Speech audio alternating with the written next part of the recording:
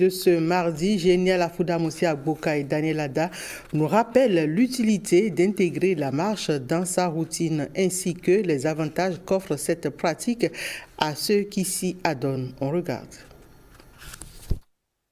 Marcher, marcher et marcher encore. Cela ne vous coûte absolument rien et c'est tout bénéfique. Si nous prenons par exemple le cœur, la marche aide à réduire les risques cardiovasculaires. La marche aide à diminuer la tension artérielle. La marche aide à faire circuler aisément le sang dans les vaisseaux sanguins.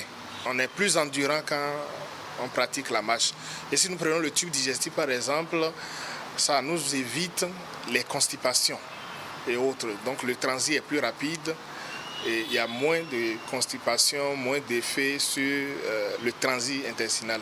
Et si nous prenons par exemple les muscles, ça nous permet de tonifier les muscles, ça nous permet d'assouplir, de garder une bonne souplesse au niveau des articulations et ça nous permet d'avoir des os plus durs parce que ça nous réduit le phénomène d'ostéoporose.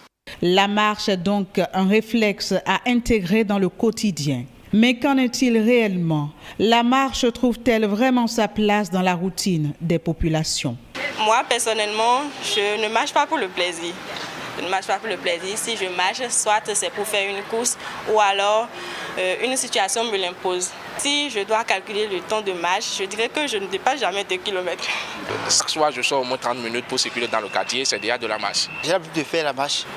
Bon, principalement, c'est quand j'ai des programmes, sinon marcher volontairement, non. J'ai l'habitude de marcher. Comme pour toute activité. 30 minutes, 5 fois par semaine. Donc ça fait en somme